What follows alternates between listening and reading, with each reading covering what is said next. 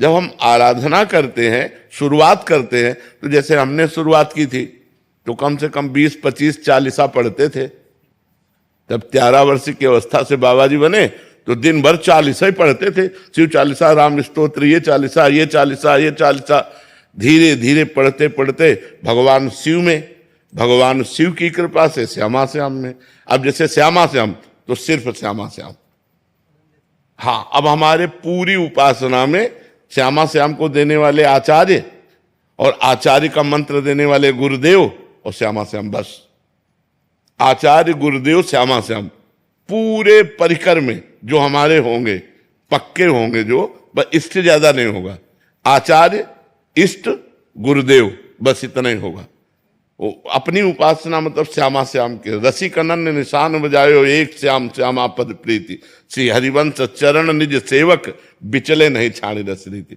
तो अब जैसे पंचदेव आदि हैं तो इनकी आराधना की है, ऐसा थोड़ी कि नहीं की।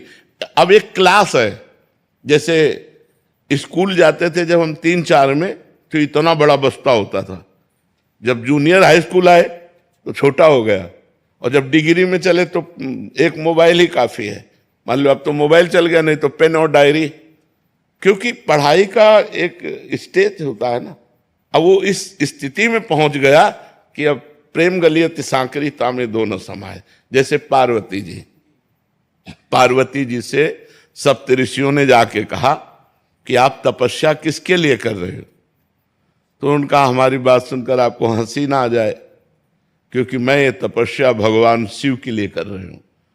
तो उनका शिव में क्या गुण है बड़ा वर्णन किया, और कहा हम तुम्हें भगवान विष्णु जो वैकुंठाधिपति लक्ष्मीपति हैं वो तुम्हें दिला देते।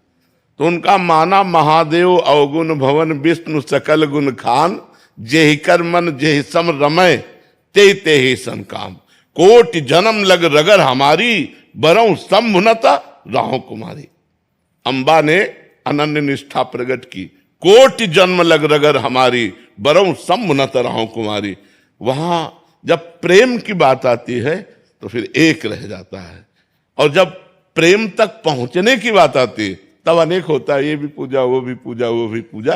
तो पंचदेव ये हमारे धर्म विधान है पूजा करने का, लेकिन धर्म विधान से ऊपर है प्रेम विधान, और जब प्रेम विधान आ जाता है तो फिर धर्म विधान अंतर। जैसे देवराज इंद्र, पवन, अग्नि, सूर्य, चंद्र, हम इन सब देवताओं की आराधना किए और सब कोई प्राय करता है। भाई सूर्य, चंद्र, अग्नि, इन सबकी आराधना होती है, लेकिन अब जैसे आ गए तो अब कोई मतलब नहीं। और अनन्यता जब एक उपमन्यु नाम के महर्षि हुए हैं, तो बच्चापन की से उनकी साधना चली। एक बार वो किसी दूसरे ऋषि के यहाँ गए तो उनके यहाँ गाय थी, तो गाय का दूध उनको पीने को मिला, तो घर आए और अपनी माँ से कहा मुझे गाय का दूध चाहिए। और वो तपस्वी, जंगल में रहने वाली, कभी किसी जजमान से नहीं, तो उन्होंने जो जंगली चावल होता है उसे पीस करके सफेद करके कहा पियो। उनका स्वाद नहीं, गाय का दूध नहीं माँ। तो उनका अगर दूध चाहिए तो तुम्हें जानना चाहिए कि हम लोग विरक्त भाव से जीवन व्यतीत करते हैं, संसार का प्रतिग्रह नहीं लेते हैं। अगर तुम्हें चाहिए तो भगवान शिव की आराधना कर, तो वो क्षीर समुद्र का तुझे दूध देंगे जिसमें भगवान हरि शयन करते हैं। मंत्र दिया पंचाक्षरी, और दाहिने पैर के अंगूठे केवल खड़े होकर बाल्यावस्था से 10,000 वर्ष तक भगवान शिव का स्तवन किया। कलयुग में इसीलिए बड़ी कृपा है कि बहुत जल्दी भगवत साक्षात्कार हो जाता है, क्योंकि अपनी उम्र है 180 है, वहां तो 10,000 वर्ष तक। तो जब 10,000 वर्ष तक उन्होंने तपस्या की तो भगवान शिव पहले शिव रूप में नहीं प्रकट हुए। नंदिकेश्वर एरावत हाथी बन गया, भगवान शिव देवराज इंद्र और पूरा परिकर देवराज का समाज। वरम ब्रूहि, वरदान मांगो। तो उन्होंने आंख खोला, तो उन्होंने कहा मैंने आपको तो बुलाया नहीं। देवराज इंद्र से कहा मैंने तो भगवान शंकर की आराधना की, तो वो निंदा करने लगे। तो उनका बस तुम ऐसा मत समझो कि हमारे इष्ट की हमारे सामने निंदा कर दोगे और तुम सुरक्षित रह सकते हो। देवराज इंद्र तुम्हें अभी वशम कर सकता हूं, बस प्रार्थना है कि आप सादर चले जाइए। पर वो देवराज इंद्र तो चले जाएं, वो भगवान शिव ही थे। फिर निंदा करने लगे, तो उन्होंने तुरंत अघोर मंत्र का प्रयोग किया।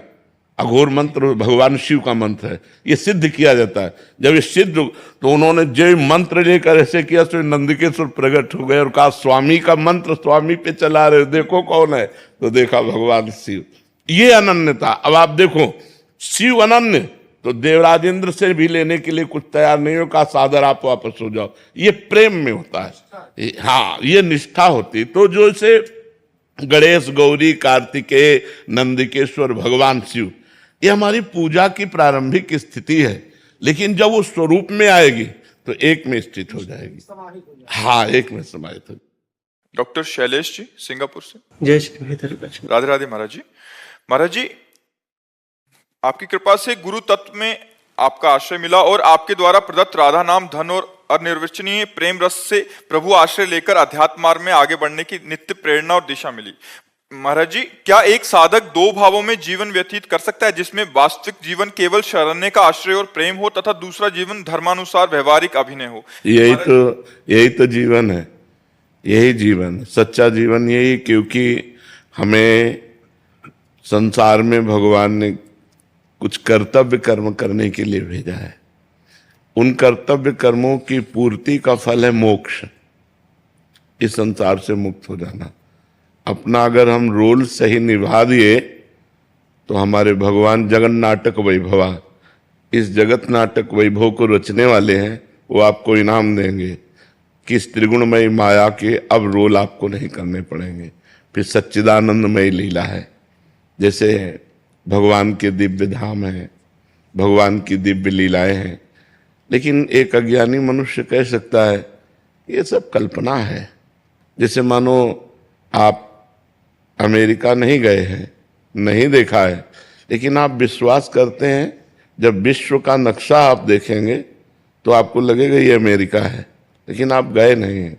तो अनंत ब्रह्मांडों का जब नक्शा देखेंगे तो स्वर्गलोक, महार्गलोक, जनलोक, तपलोक, सत्यलोक, तलातल, रसातल, पाताल, महातल, वितल, तल, ये लोक है ना, ऐसे भगवान का कैलाश है, भगवान का साकेत है, भगवान का नवनिवृत्त निकुंज वृंदावन धाम है, अवध धाम भगवान के दिव्य धाम है, भगवान की दिव्य लीलाएं हैं। तो जब हम यहाँ सही रोल निभा लेते हैं, स्वांग जो हमें मिला है, हमें किसी का पति बनना पड़ा, किसी का पुत्र, किसी का भाई, कोई राष्ट्रीय अधिकार, देश सेवा, हमको जो मिला है उसे हम सही ढंग से निर्वाह करें धर्म पूर्वक, और भगवान का भजन करते रहें, नाम जप करते रहें, तो यही हमारा जीवन है।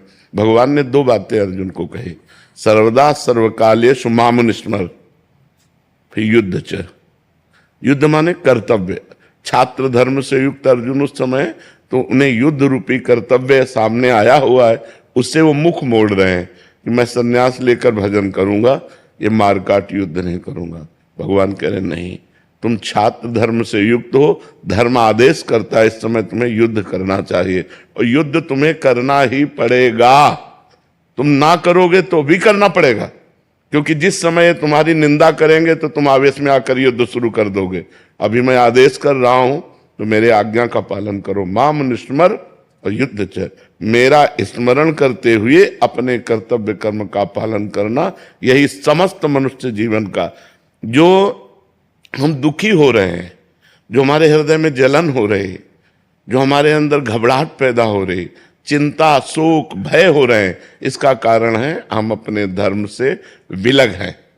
कहीं हम अपने धर्म से विलग आचरण करते हैं, जिनका परिणाम है चिंता, भय, शोक, मृत्यु, दुख आदि। यदि हम धर्म से चलें तो हम मृत्यु पर भी विजय प्राप्त कर लें। धर्मात्मा पुरुष की जब मृत्यु होती है तो ऐसे होती है जैसे बड़े गजराज के गले से मल्ली की माला टूटकर गिर जाए। छोटी सी मल्ली की माला, छोटे छोटे फूलों की, उसको पता भी नहीं चलता। ऐसे धर्मात्मा भजन करने वाले की जब मृत्यु होती है उसे कोई दुख नहीं होता। जैसे एक पुराना कपड़ा त्याग कर नया कपड़ा पहना जाता है तो एक आनंद होता है, ऐसे ही वो मरने से सब जग डरा, मेरो मन आनंद, कब मरी हो कब भेटी हो पूरन परमानंद। ये तब जब धर्म पूर्वक आचरण करते हुए, भगवान का स्मरण करते हुए जिसने जीवन व्यतीत किया, यही तो जीवन है, जैसा आप प्रश्न कर रहे हैं। महाराज जी, एक कभी कठिनाई ऐसी महसूस होती है कि जैसे निज परिजन है और बाहर के जो लोग हैं समान भाव कैसे रख पाए? नहीं, समान भाव तो नहीं रखा जा सकता, क्योंकि समान भाव रखने में जैसे हम अपनी पत्नी से व्यवहार करते हैं तो हम दूसरी स्त्री से व्यवहार नहीं कर सकते। दूसरी स्त्री से हमारा मातृवत भाव होगा, अपनी पत्नी से भोगवत भाव हो सकता है, लेकिन दूसरी स्त्री से नहीं हो सकता। दृष्टि रख सकते हैं, परमात्मा दृष्टि से एक भाव रख सकते हैं कि जैसे हीटर में, कूलर में, फ्रिज में, सब में बिजली एक है, लेकिन उनके यंत्रों के प्रभाव से उसका प्रभाव अलग अलग है। कोई गर्म करता है, कोई प्रकाश देता है, कोई ठंडा करता है, कोई पानी निकालता है, लेकिन बिजली एक है। ऐसे विविध संबंधों में पावर एक है, परमात्मा। तो उस परमात्मा को हम देख सकते हैं, लेकिन हमारा जो व्यवहार होगा वो बिल्कुल अलग अलग होगा। अपनी पत्नी से पत्नीवत और दूसरी स्त्रियों से मातृवत। जननी समझाने पर नारी, जैसे अपनी माँ से हम कभी अपवित्र भाव भी नहीं सोच सकते, ऐसे ही हम समस्त चराचर जगत में जहां दृष्टि जाए तो हम जब नारी को देखें तो वहां हमारी जननी भाव होना, पूज्य भाव होना चाहिए। दृष्टि एक है, जो परमात्मा मेरी पत्नी में है वही सर्वत्र है। व्यवहार अलग है, बहन के साथ बहन जैसा, बेटी के साथ बेटी जैसा, माँ के साथ माँ जैसा, पत्नी के साथ पत्नी जैसा। व्यवहार तो कभी हम एक कर ही नहीं सकते, लेकिन हम दृष्टि एक कर सकते हैं कि परमात्मा एक है। पंडिता समदर्शिना ना कि वर्तिना। जी नवलानंद जी बनारस से। जी महाराज जी मैं पिछले 13 वर्षों से निवृत्ति मार्ग में हूँ एवं अद्वैत वेदांत के अध्ययन में लगा हूँ। क्या ये अध्ययन भगवत दर्शन में लाभ पहुंचाएगा या छोड़कर भगवान की सेवा में लग जाऊं? महाराज नहीं, नाम जप करो केवल अध्ययन से। नायमात्मा प्रवचने न लभ्या न मेधया न बहुना श्रुते न। आत्मबोध न बहुत प्रवचन करने वाले को होता है, न बहुत बुद्धिमान को होता है, न बहुत सुनने वाले को होता है। जो वर्ण करता है, वर्ण शुरू कर दो, नाम जप करना भगवान का, जो नाम प्रिय हो। जैसे ज्ञान मार्ग में प्रणव है, बस प्रणव का ध्यान, प्रणव का निरंतर चिंतन शुरू कर दो, ब्रह्मबोध हो जाएगा। हाँ, स्वाध्याय उसमें सहयोगी है, ना कि केवल स्वाध्याय से ब्रह्मबोध हो जाएगा। स्वाध्याय से ब्रह्मबोध नहीं होता, स्वाध्याय ब्रह्मबोध में सहयोगी है, लेकिन प्रधान है चिंतन। यदि हमारा जगत का चिंतन रहेगा तो ब्रह्म चिंतन छूट जाएगा, तो स्वाध्याय करेगा। 4 घंटे हमने स्वाध्याय किया और 4 मिनट हम विषय चिंतन कर लिए, बराबर हो गया। तो हमारा विषय चिंतन ना होने पावे, इसलिए ब्रह्म चिंतन के लिए नाम मंत्र आदि का निरंतर हम चिंतन करते रहे, संसार का चिंतन छूट जाए, यही साधना है। जो विरक्त भाव है, विरक्त भाव में संसार का चिंतन छूट जाए और निरंतर भगवान का चिंतन होता रहे, यही साधना है। और गृहस्थ भाव में समस्त संसार को भगवान का स्वरूप मानकर व्यवहार करते हुए अपने धर्म कर्म को भगवान को समर्पित कर दे, यही साधना है। आपने अद्वैत वेदांत के अध्ययन में हूँ और भगवत सेवा और भगवान का दर्शन, तुम्हारे जी दोनों अलग सहयोगी हो सकता है। जैसे अद्वैत वेदांत में भक्ति उसका सहयोगी है, भक्ति उसका लक्ष्य नहीं है। पर आपका लक्ष्य महाराज जी भगवान की सेवा और दर्शन है, तो उसका तो लक्ष्य क्या फिर अलग हो जाएगा। महाराज जी वही कह रहा है, हाँ, मार्ग अलग अलग होगा। नहीं, जैसे हम भगवान की सेवा करें, नाम कीर्तन करें, भगवान की कथा सुने और हम वेदांत मार्ग में चलना चाहें तो चल सकते हैं। भगवान शंकराचार्य जी ने कहा है कि स्वरूपानुसंधान भक्ति रेव गरीयसी। भक्ति सर्वश्रेष्ठ साधन है जो स्वरूप का अनुभव करा देती। मम दर्शन फल परम अनूपा, जीव पाव निज सहज स्वरूपा। यदि भगवान के दर्शन की लगन लग जाए तो ब्रह्मबोध हो जाए।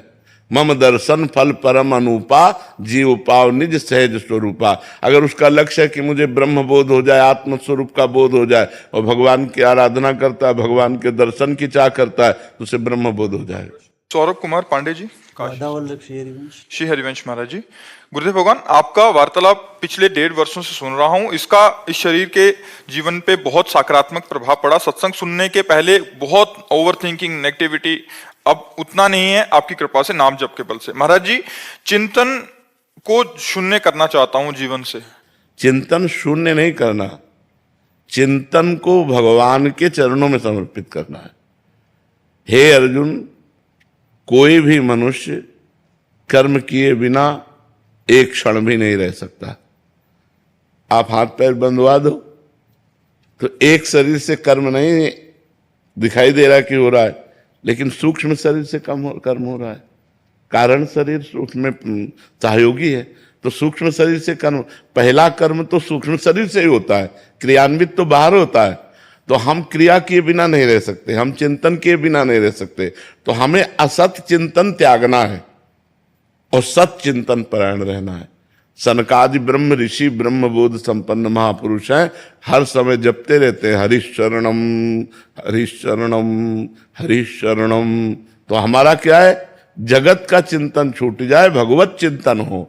चिंतन शून्य नहीं होना, चिंतन परायण होना है।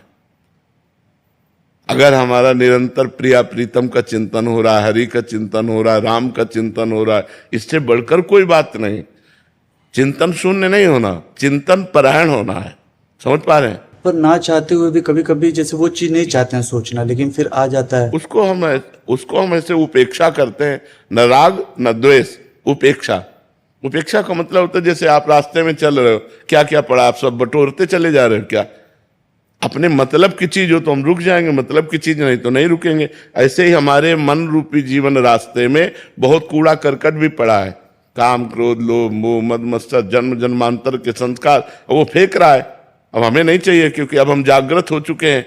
तो हम उपेक्षा करते हैं। उपेक्षा का मतलब कोई मतलब है नहीं, ना हम परेशान होते हैं ना हम हर्षित होते हैं। जैसे अनुकूल आ गया तो हर्षित नहीं होते, प्रतिकूल आ गया तो हम परेशान नहीं होते, वो नष्ट हो जाएगा। हम जिसकी उपेक्षा कर देते हैं वो हमारे पीछे नहीं पड़ता। या तो हम जिससे राग करते हैं या द्वेष करते हैं तो वो हमारे पीछे पड़ जाता है। समझ रहे ना? तो जैसे हम भजन कर रहे हैं, चिंतन कर रहे हैं, अब संसारिक कोई चिंतन आ गया, गलत कोई चिंतन आ गया, बिल्कुल सम रहते हुए उसे हटा दिया। इससे हमें कोई मतलब नहीं, वो खत्म हो गया, डिलीट हो गया। ये क्यों आ गया, कैसे आ गया, अरे अब क्या होगा, कुछ नहीं। वो चिंतन है, चिंतन थोड़ी बिगाड़ पाएगा, बिगाड़ेगी तो क्रिया।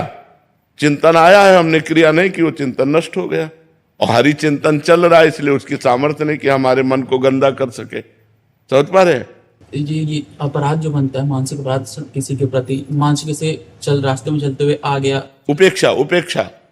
मन बहुत फिर मन समझाता है गलत हुआ। नहीं, उपेक्षा।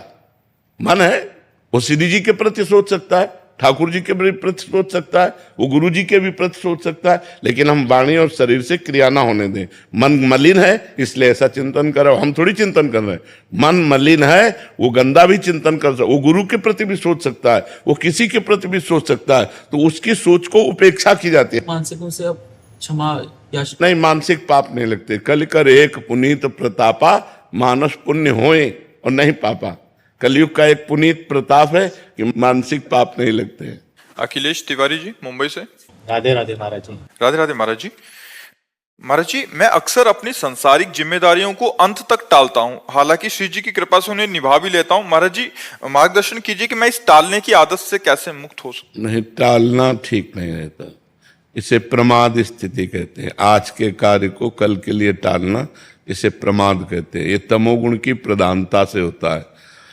निद्रा आलस्य प्रमादोत्थम तत्तामस मुदाहृतम। जब जिसके शरीर में तमोगुण अधिक होता है वो इस प्रमाद स्थिति से युक्त हो जाता है। अरे 2 घंटे बात कर लेंगे, कल कर लेंगे या परसों कर लेंगे, ऐसे नहीं। कर्तव्य परायण बनो। नाम जप करते हो भगवान का? हाँ, नाम जप करो। नाम से सतोगुण आ जाएगा, तमोगुण हट जाएगा। थोड़ी देर के लिए भी हटेगा तो कर्तव्य परायणता आने लगेगी। तमोगुण कर्तव्य परायणता को हटाता है और सतोगुण कर्तव्य परायण करता है। तो प्याज लहसुन भोजन में पाते हो? हाँ, इसीलिए तमोगुण की वृत्ति ज्यादा बढ़ती है। प्याज लहसुन वैसे छोड़ सको तो अच्छी बात है, देखो कोशिश करके।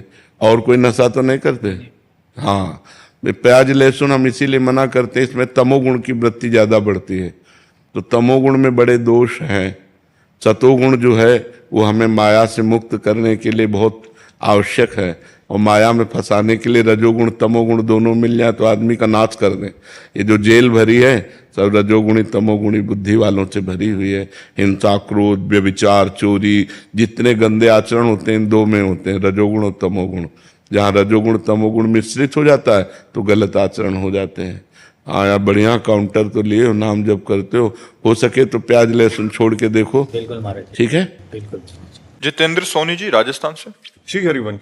श्री हरिवंश महाराज जी 84 लाख योनियों को भोगने में कितना समय लगता है? कोई निश्चित अरे समय भैया है क्या? इसका हिसाब कोई, ऐसी ऐसी योनियां 10-10 हजार वर्ष तक एक ही योनि में, और एक जैसे सर्प योनि है, अब उसके कितने हैं, दुमहा, कोबरा, कितने कितने, अब उसके तो ब्रह्मा जी से बात करनी पड़ेगी हमारे पास तो उसका लेखा जोखा है नहीं, ब्रह्मा जी से बात करनी पड़ेगी, वो बनाते उनको पता होगा, अपने को तो पता नहीं, अपने तो ब्रह्मा के बनाए हुए हैं इसलिए तो अपने को कोई अनंत माया भगवान की है, अनंत योनि। कहने को 84 लाख योनियां हैं, उस योनियों में अनंत, जैसे चींटी तो कितने प्रकार की चींटी, बिच्छू तो कितने, काली बिच्छू, भूरी बिच्छू, कितने प्रकार की, ऐसे कितनी योनियां, 84 लाख योनियों में एक योनि मनुष्य है, बकाया 83,99,999 योनियों। वो गणित तो भैया किसी को नहीं मालूम। आप ये विचार करो, एक मनवंतर में एक देवराज इंद्र होते हैं, लेकिन वो मरते नहीं है, वो केवल देवराज इंद्र, एक मनवंतर। आप सोचो, एक मनवंतर में वो तो राज्य करेंगे, इसके बाद वो उतार दिए जाएंगे। ऐसे कितने मनु, कितने इंद्र, कितनी बार बदलते हैं, तब ब्रह्मा जी का एक दिन होता है, ब्रह्मा जी का एक दिन। उनमें से प्रजापतियों की सब, ये सब योनियों में ही तो है, 84 लाख योनियों के अंतर्गत ही है। करोड़ करोड़ तो वहीं व्यतीत हो जाते हैं ना, गंधर्व हैं, अप्सराएं हैं, कितनी योनि। कोई मनुष्य पैदा होते ही मर जाता है, कोई जीव पैदा होते ही मर जाता है, कोई 1000 वर्ष जीता है, ऐसी योनियां हैं, कोई 500 वर्ष। आप कैसे गणित लगा सकते हो? ईश्वर की सृष्टि की गणित कैसे लगा सकते हो? या तो ईश्वर ही लगा सकता है, दूसरी किसी की सामर्थ्य नहीं है। तभी हमने कहा ब्रह्मा जी ही जान सकते हैं, क्योंकि उन्होंने ही रचा, दूसरे की किसी की बात नहीं है। अनंत माया भगवान की, अनिर्वचनीय माया भगवान की है। इसीलिए आगे जाने की इच्छा है क्या? 84 लाख में जाने की इच्छा है क्या? तो बस इसको पूरा कर मनुष्य जन्म मिला है 84 लाख योनियों से मुक्त होने के लिए। तो यदि हम खूब नाम जप करें, धर्म पूर्वक आचरण करें, किसी को दुख न पहुंचाएं, परोपकार करें, तो इसी जन्म में हमारा काम बन जाएगा। आगे की हम चिंता क्यों करें? इसी जन्म में हम अपना काम बना लें। मनुष्य शरीर काम बनाने के लिए मिला है, और वो काम है भगवत प्राप्ति, वो है भगवान की प्राप्ति। जब तक भगवान की प्राप्ति नहीं होती, तब तक जीव को दुर्दशा भोगनी पड़ती, बड़ी विचित्र दुर्दशा, बड़ी विचित्र। अब कुत्ते का पैर फंस गया मोटरसाइकिल में, अब 10 जगह से टूट गया, अब वो मोटरसाइकिल तो गई, अब ना वो अस्पताल कोई ले जाएगा उसको, ना कोई टेबलेट लगेगा, ना कोई इंजेक्शन लगेगा, पीड़ा ही पीड़ा सहते सहते साल 6 महीने में वो कड़िल कड़िल कर चलने। क्या योनियों को कष्ट है। मर्जी, ये हमें समझ क्यों नहीं आता? हम देख रहे हैं दुख को, हम ये जान रहे हैं, गुरुजन कह रहे हैं कि मनुष्य जीवन इतना इतना कठिनता से मिलता है। 3 गुण जो माया के है ना, ये त्रिगुणात्मिका माया, सतोगुण, रजोगुण, तमोगुण, ये ऐसे प्रवाह हैं कि अभी आपको, जैसे हमारे सामने बैठे हो तो सतोगुण है, सात्विक वातावरण, तो आपको बात समझ में आ रही, यार जीवन का लक्ष्य भगवान की प्राप्ति हो। जहां बाहर हटे, रजोगुण तमोगुण का फोकस आया, तो स्त्री अच्छी लगेगी, धन अच्छा लगेगा, पुरुष अच्छा लगेगा, पद अच्छा लगेगा, ये सब अच्छा लगने लगेगा, और यही सत्य लगेगा संसार में। नहीं तो जैसे सोचो, मरोगे तो तुम्हारा शरीर छूटेगा, सब छूट जाएगा। क्या ये बात आप सब लोग नहीं जानते हो? सब लोग जानते हो। फिर पाप क्यों करते हो? फिर कामनाएं क्यों करते हो? फिर प्रपंच क्यों पाल रहे हो? जाना है यार, रहना नहीं है, सबको जाना है, लेकिन सब दिमाग से यहीं की व्यवस्था में लगे। वहां की व्यवस्था कोई नहीं कर रहा है, कोई बिरला वहां की व्यवस्था सोच रहा होगा। नहीं, अगर हम जब तप भी कर रहे तो ये कह रहे हमारा लड़का बहू अच्छा रहे, हमारा बेटी दामाद अच्छा रहे, हमारी ये कामना पूर्ण हो जाए, हमारा वो काम पूरा हो जाए, बस इसी में हम लगे हुए। और यहाँ का कभी मर्जी देखी जाएगी, जो होगा कल किसने देखा, आज भोग लो। आज तो जब देखने को मिलता है तब देखने लायक नहीं रहते। कर्मों का फल बड़ा विचित्र है, इसलिए डरो, पाप कर्म मत करो, भगवान का नाम जप करो। अन्य योनियों में बहुत दुख है। अब जैसे अपने कांटा गड़ जाए तो अपने निकाल सकते हैं, ज्यादा पीड़ा है तो दवा ले सकते हैं, लेकिन पशु के कुछ नहीं है। अपने तो पानी की बोतल लिए घूम रहे, वहां कहाँ पानी है? जंगल में मान लो कोई सरोवर है, वो सूख चुका है, अब वो प्यासा घूम रहा है, प्यासा घूम रहा है, पानी कहाँ से उसे प्राप्त हो? पशु पक्षी हैं, बड़े बड़े कष्टमय जीवन है। आप क्या समझते हो? बड़ा कष्टमय जीवन है। और मनुष्य के हाथ पड़ गया तो भूंज के खा गए। मनुष्य रूपी राक्षस ऐसे हैं कि दिन भर मेहनत करते हैं और शाम के मुर्गा मुर्गी खाते हैं। भी खाते थे, लेकिन जब से आपका सत्संग सब कुछ छोड़ दिया। हाँ भैया, बहुत पाप कर्म। किसी जीव के मांस को खाना मतलब अपनी दुर्गति कर लेना है। शराब पीना, मांस खाना, पराई स्त्री से बेविचार करना, पराये धन को हड़पना, यही तो दुर्गति के कारण है। इन्हीं के कारणों से तो हम 83,99,999 योनियों में जाते हैं। इसलिए खूब भजन करो, किसी गलत आचरण में हम ना जाएं। रोहन जी, राधे राधे महाराज जी। राधे राधे महाराज जी। महाराज जी, जिस दिन से आपका संग हुआ है उस दिन से अब लग रहा है किसी शेर का जीवन में संग हुआ है। गुरुदेव, अगर आपसे सच्चा इश्क हो जाए तो क्या हमारा जन्म मरण चक्र छूट जाएगा? हाँ, हमसे इश्क होने का मतलब है हमारे अंदर जो चल रहा है वो आपके अंदर चलने लगे। राधा राधा राधा राधा, गलत आचरण छूट जाए, सबको सुख पहुंचाओ और खूब भगवान नाम जाप करो तो हमसे मित्रता हो जाएगी। महाराज जी, मतलब नाम जब करते हैं तो आपका स्मृति मन में चलता है। हाँ, हर चीज मतलब आप। हाँ, ध्यान मूलम गुरु मूर्ति, आप शास्त्र सम्मत है। ध्यान मूलम गुरु मूर्ति, पूजा मूलम गुरु पदम, मंत्र मूलम गुरु वाक्यम, मोक्ष मूलम गुरु कृपा। यदि राधा राधा नाम जप कर रहे हो और प्रेमानंद नामधारी शरीर का ध्यान कर रहे हो तो ये श्री जी को समर्पित शरीर है। तो इससे आपका श्री जी के प्रति भाव बढ़ेगा और आपका कल्याण। मोक्ष मूलम गुरु कृपा, गुरु कृपा से कल्याण हो जाएगा। प्रीति में भी डर होता है क्या महाराज?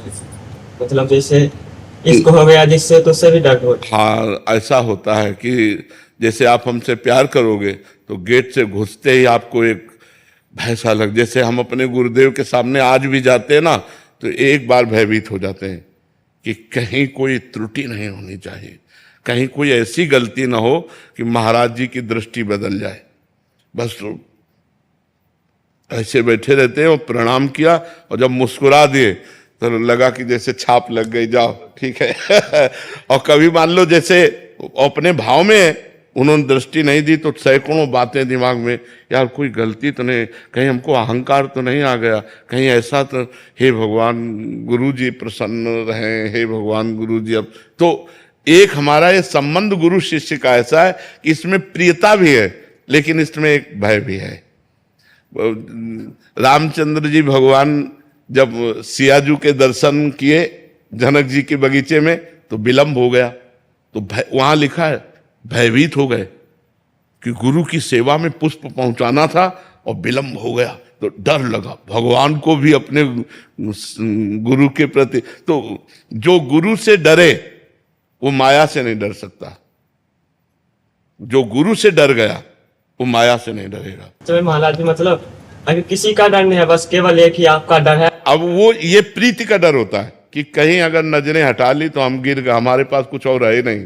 सच्ची कहते हैं, जैसे गुरुदेव गुरु तत्व है ना, तो अब जैसे गुरुदेव हैं और वो प्रसन्न है तो हम बिल्कुल एकदम ऐसे रहते हैं जैसे बादशाह, और गुरु जी की दृष्टि बदल जाए तो जैसे भूमि हट जाए तो फिर कहाँ रहेंगे।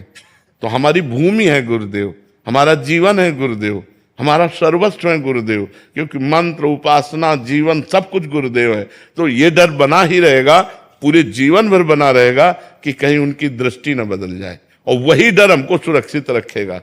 हम अलग हैं, प्रगट में गुरुदेव नहीं है, लेकिन हर समय भय है कि कुछ भी गलती हुई तो हमारे गुरुदेव सर्वज्ञ है, वो जान जाएंगे। गुरुदेव ने अगर हमारी प्रति दृष्टि हटा ली तो किस बात। तो ये डर तो बना ही रहना चाहिए। अच्छा, जैसे मतलब अभी बैठे हैं अंदर में, मतलब वो चल रहा है कि मतलब अब जैसे और अधिक प्रीति में भी ऐसा होता है, जैसे आपको जिससे अधिक प्रीति है और उससे मिलने जाना है तो घबराहट पैदा हो जाएगी, एक प्रीति की घबराहट पैदा हो। एक मतलब उसे पूछो कि क्या, वो कुछ कह नहीं पाएगा, लेकिन एक प्रीति की घबराहट एक अंदर से पैदा हो जाएगी। ये प्रेम के भावों में आता है, ये कोई निषेध नहीं है। निशांत जी उत्तराखंड से। राधे राधे महाराज जी। महाराज जी, इस अधम पापी ने ना ही साधन का बल है ना ही भक्ति का बल है मुझ में। आपके सत्संग और सानिध्य से पूर्ण बुद्धि को प्रवीण करने की चेष्टा रही है। अब ऐसा लगता है कि बस बैलेंस बनाकर चल रहा हूं, स्वयं का आंकलन करूं तो बस दोष दिखाई पड़ते हैं महाराज जी। हाँ, अच्छी बात है, ये अच्छा संकेत है हृदय के लिए। स्वयं का आकलन ही करना चाहिए, और जब स्वयं का आकलन करे तो अपने में कोई गुण न दिखाई दे तो समझ जाए भगवान की कृपा है हम पर। मैं अधम जीव हूँ, असरण हूँ, असरण शरण भगवान मुझे स्वीकार करें। भगवान की कृपा से ही मेरा मंगल हो सकता है। मेरे में कोई ऐसा सद्गुण नहीं जिससे मैं दावा पेश कर सकूं कि हे भगवान मेरे में सद्गुण है, आप हम पे कृपा करो। प्रभु हम में तो कोई सद्गुण नहीं, हे पतित पावन आप अपनी तरफ से कृपा करो। ये अच्छा संकेत है। और नाम जप और बढ़ाते रहो। नाम जप कर रहे हो ना, नाम जप बढ़ाते रहो, अच्छा संकेत है, बहुत अच्छी भावना है, और यही आगे बढ़ कर के भक्त रूप में प्रकाशित हो जाती है। अच्छे भक्त के रूप में, गृहस्थ में भी अच्छे भक्त के रूप में आप अपना जीवन व्यतीत कर सकते हैं। शेखर जी सहारनपुर। राधे राधे महाराज जी। महाराज जी आपकी वाणी, आपका सत्संग अमृत के समान है और जीवन को बदलने में पूर्ण समर्थ है। महाराज जी हम उसको पूर्ण रूप से अपने जीवन में कैसे उतार सकते हैं? नाम जप के प्रभाव से। जितना हम नाम जप करेंगे तो जानी हुई बात को आचरण में ला पाएंगे। जानकारी तो सबको है लेकिन आचरण में नहीं ला पाते। जैसे हमें जानकारी है कि ये नहीं करना चाहिए, पर हम जानते हुए भी कर बैठते हैं। हमें जानकारी ये करना चाहिए, ये जानते हुए भी हम नहीं कर पाते हैं। इसमें कमी होती है नाम जप की। जितना हम नाम जप करेंगे तो हमारे पूर्व पापों का नाश होगा, हमारे अंदर अध्यात्म बल बढ़ेगा, हमारा जीवन सुखी होगा। यदि नाम जप नहीं करता जीव तो पूर्व के पुण्य से आज सुख भोग लो, कल तुम समस्याओं में फंस जाओगे, कल तुम ऐसे दुखों में फंस जाओगे जहां से तुम्हें कोई निकालने वाला नहीं होगा। इसलिए हमें चाहिए नाम जप के द्वारा हम अपने परिवार को सुखी रखें और स्वयं सुखी रहें। जैसे एक पिता बड़ी मेहनत करता है, करोड़ों रुपया कमाता है, अपनी बेटी के लिए सुंदर दूल्हा ढूंढता है, ब्याह होता है, खूब आनंद पूर्वक सब होगा। इसके बाद कुछ दिनों में दूल्हा मर जाता है, बेटी फिर घर आ जाती है। अब इस समस्या का क्या समाधान? करोड़ों रुपए कमाए, करोड़ों लगा दिए, सब मंगल हुआ, अब प्रारब्ध भोग ऐसा पलटा कि वो फिर घर आके बैठ गई। अब उसका क्या उपाय? अब उसके ऊपर पूरा बोझा दिमाग में, अशांति, अब जीवन भर अशांति, या फिर कोई नया रास्ता ढूंढे, फिर अशांति। ये इसीलिए कहते हैं भगवान का नाम जप करो, आप सुखी रहो और अपने परिवार का मंगल करो। यदि भगवान की आराधना नहीं करोगे तो सबसे पाप बन जाते हैं और वो पाप परिणाम में दुख देते हैं। हम अपनी जानकारी का सदुपयोग कर सकें, इसके लिए हमारे अंदर नाम बल चाहिए। राधा राधा, कृष्ण कृष्ण, राम राम, जो नाम प्रिय लगे वो खूब नाम जपना चाहिए। जी ऐसे आपने बताया कि आपकी वाणी सुने कि भगवत प्राप्ति भी आराम से हो सकती है आपके बल से, नाम जप से। सत्संग में मतलब जो भी सुनते हैं लगता है कि अपने जीवन में उतर जाए। जो गुरुदेव कह रहे हैं ना कि वो पूरा का पूरा समर्पित हो जाए, जो गुरुदेव कह रहे हैं। लेकिन महाराज जी हो नहीं पाते, माया बहुत। हाँ, माया प्रबल है, लेकिन उससे भी प्रबल भगवान की कृपा है। हम भगवान की कृपा पर भरोसा रखें और नाम जप करें, एक दिन हम जरूर जीत जाएंगे। ये अफसोस होता है कि दीक्षा लेने के बाद भी पूर्ण समर्पण नहीं हो पा रहे। हाँ बिल्कुल, अच्छी बात है, ये अनुभव होना अच्छी बात है कि कमी हमारे अंदर है कि हम भगवत समर्पण नहीं कर पा रहे।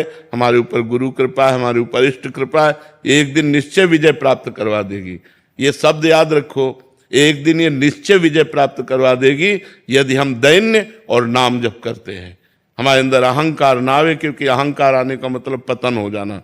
अहंकार ना आवे और नाम जब चलता रहे, विजय हो जाएगी, आनंद आ जाएगा। आप देख लेना जी। सनी यादव जी। राधे राधे महाराज जी, आपके चरणों में दंडवत प्रणाम।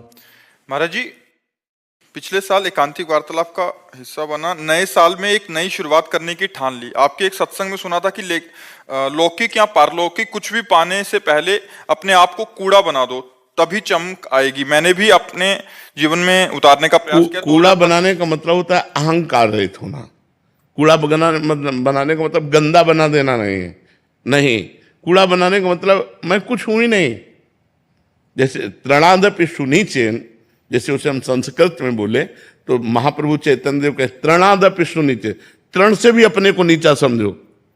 कूड़ा बना देने का मतलब है त्रणादपि सुनीचेन, तृण से भी अपने को नीचा समझ, मैं सबसे छोटा हूं, मैं हूं, अधम हूं, मैं हूं, नीच हूं, मैं हूं, ये भाव आ गया, वो महान बन जाता है। ये भाव आना बहुत कठिन है।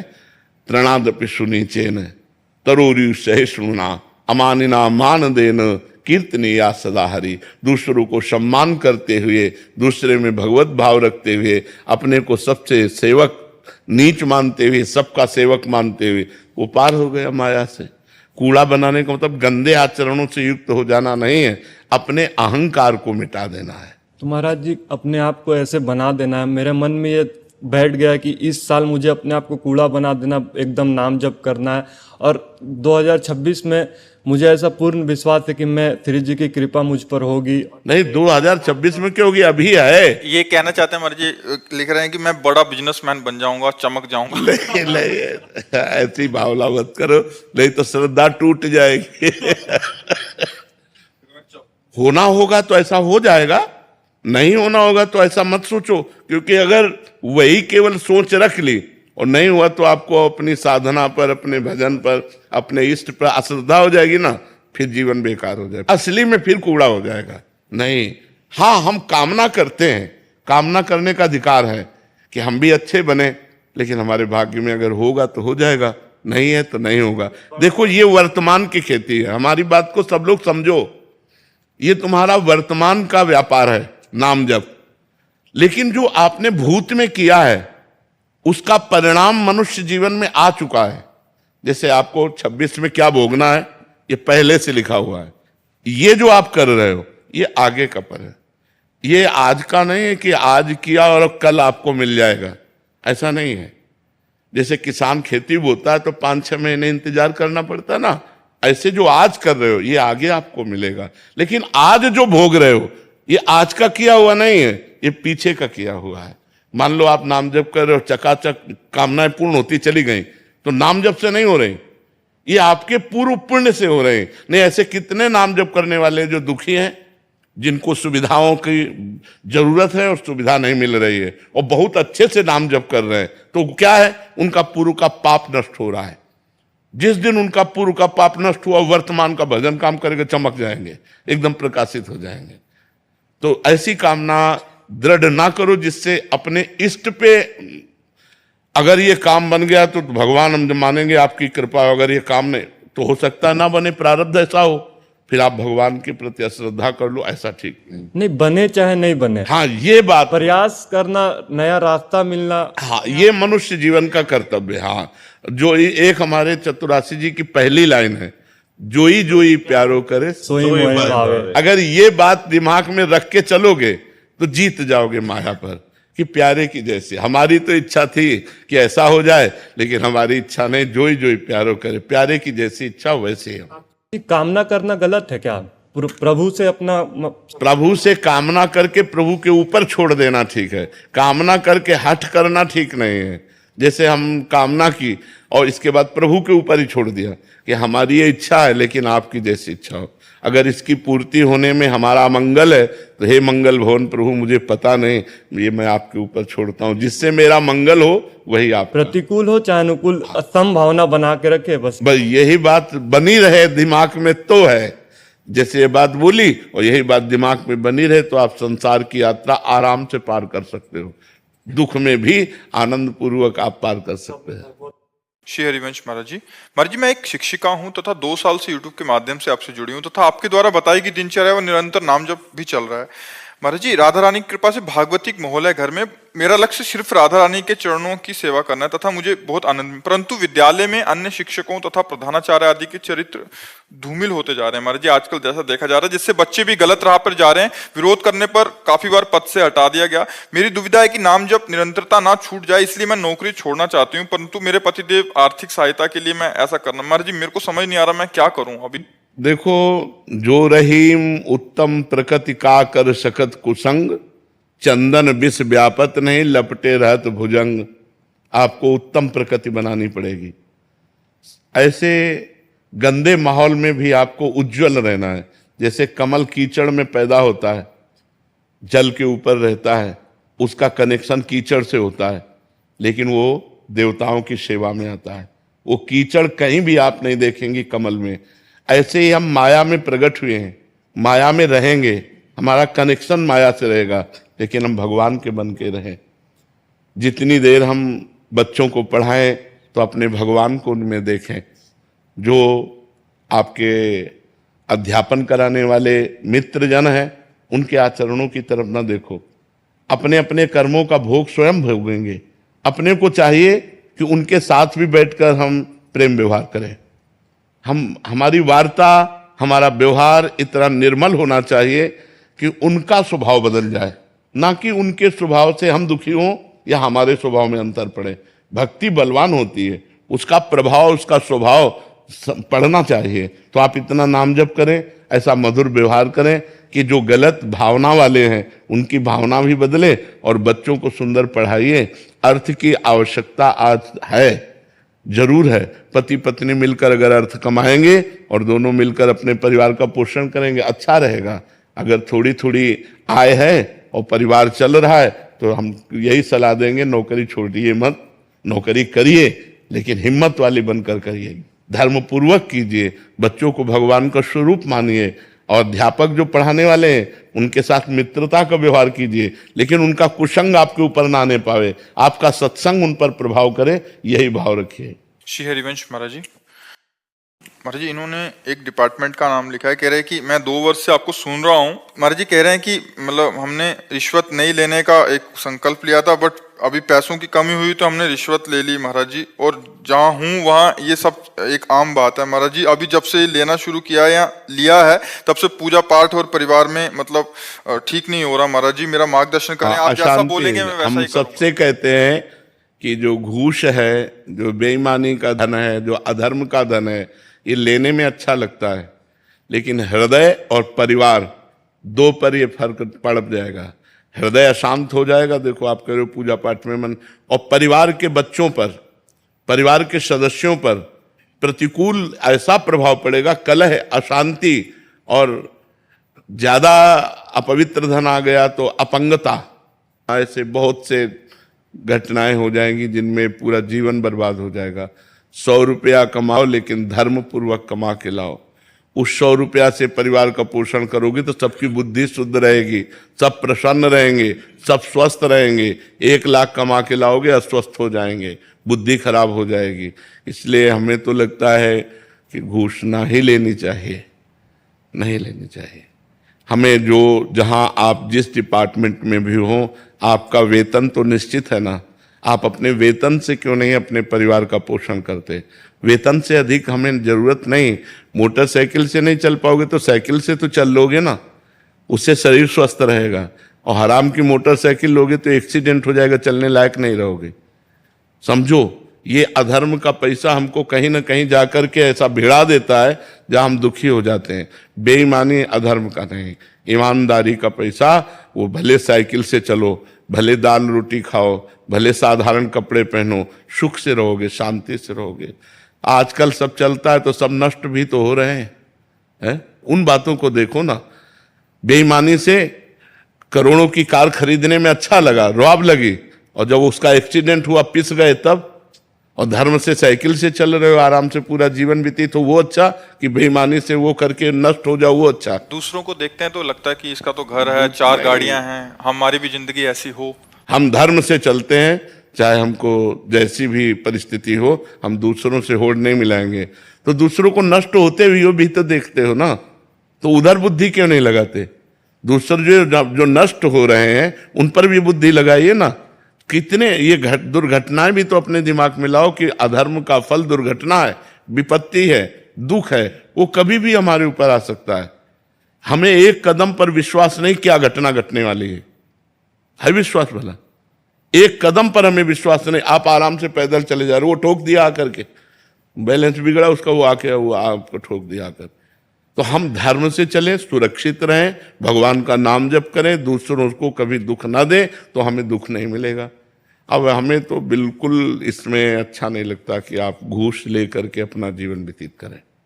नहीं, मेहनत की कमाई, धर्म की कमाई। और सरकारी डिपार्टमेंट में एक वेतन निश्चित होता है, तो उस वेतन से अपना परिवार चलाएं। बेईमानी से, जो बेईमानी में गया वो नष्ट हो गया।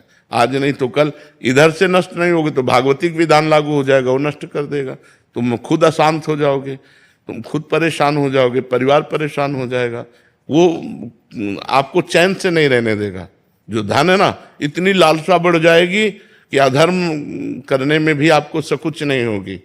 इसलिए बेईमानी का धन तो ऐसे डरो जैसे जहर से डरा जाता है कि जहर भोजन में मिल गया तो मार डालेगा। इसे बेईमानी का धन नहीं भाई। सहजता से दे रहा है कोई तो। सहजता से कौन देता है? सब अंदर से पीड़ित होकर के देते हैं। सहजता से कोई घूस देता है? सहजता से वो तुम्हें केवल बातें बनाने के लिए कह सकते हो कि भाई उसने प्रसन्नता से दी। प्रसन्नता से कोई घूस देता है? काम बनाने के लिए कैसे भी हमारा काम बनना चाहिए वो अशांत होकर के देता है। घूस प्रसन्नता से कहां दे? प्रसन्नता से कोई घूस देता है? पापी पुरुष, अधर्मी पुरुष, वो हर्षित होकर जरूर दे सकता है, क्योंकि 50 करोड़ मार रहा है बेईमानी से। तो वो बेईमानी का धन जब तुम्हारे पास जाएगा तो तुम्हारी बुद्धि को फेल कर देगा, तुम्हारे परिवार को फेल कर देगा। हमारी बातें आज मान लो, नहीं कल दुखी होगे और परिणाम खुद देख लोगे। अरे यार, चैन से लड़के बच्चे परिवार सुखी हो, नमक रोटी खाते हो, साधारण कपड़ा पहनते हो, साइकिल से चलते हो, बढ़िया है, बढ़िया जीवन है। वो बेईमानी का जीवन मर्सरीज वाला अच्छा नहीं जो ठोके पूरा परिवार नष्ट हो जाए। हमारी बातों को समझने की कोशिश करो। तो जहां तक हो सके हम प्रार्थना करेंगे कि आप घूस ना लें।